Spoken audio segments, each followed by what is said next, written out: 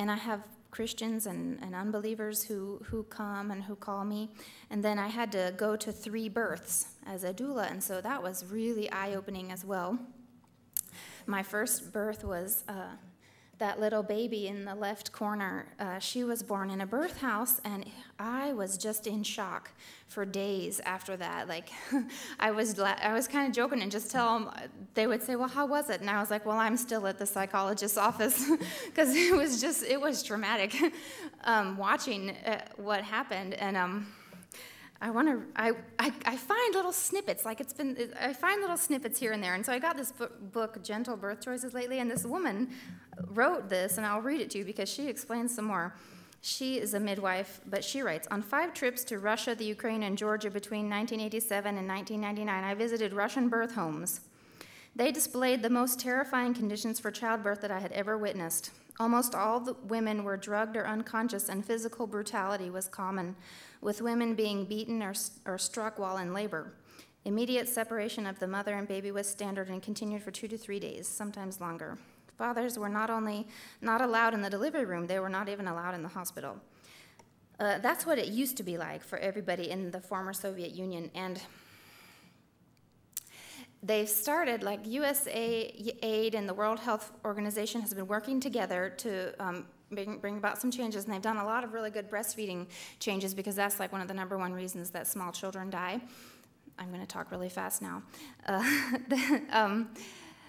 And they also promoted like getting partners in at the birth, so now they have partner birth, and they'll have like private rooms, because before all the women were just in one room and, you know, were laboring together.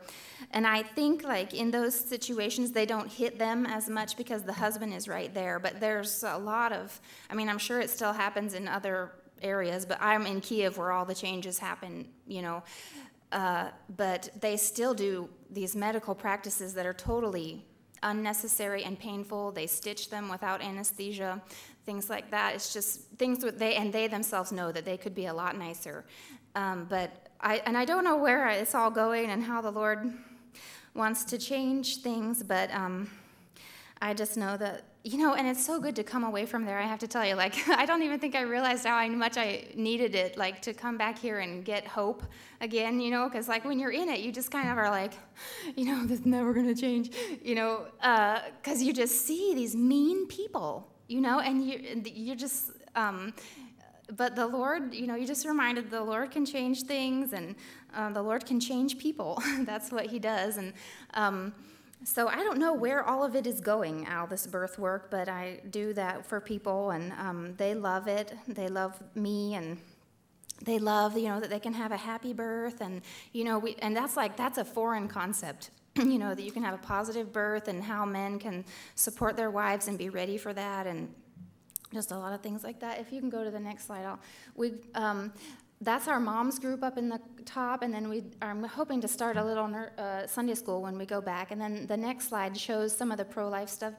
I got to do my first post-abortion Bible study with 3 women, and the 2 ladies, me and the other lady, leaning away from each other, we were the co-leaders of it, and it was just the most wonderful experience, one of the most wonderful experiences I've ever had.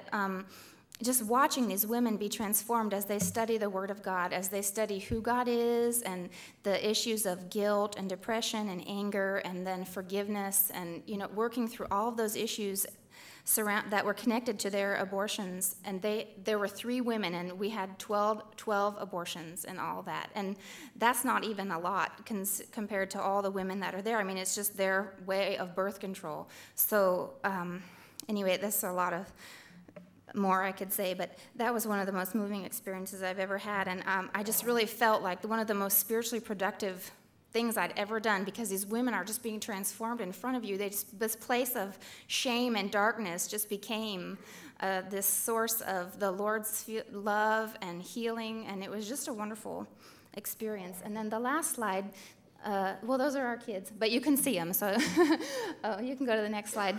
That we got this van. It's an automatic van, and I love it. And some people at our church in Chattanooga helped us buy that. And then we have 2 major needs when we've been back here. We really need a lot of new support, because our lifestyle has just changed a lot since the last couple years, and the inflation in Ukraine is also really is just amazing, like how it goes up and down, the inflation there, and so we really need some new support. And then we also have a need for a loan. We have to have a private loan because banks won't give us, American banks won't do overseas loans, and banks over there don't give loans, and we really need some people or an individual who can give us a loan for about $30,000 for about 5 years, and we can pay a pretty competitive rate of interest, but we want to buy a house because then we can stop paying rent, and we also want to gain the status of adoptive parents, and that's the last thing we need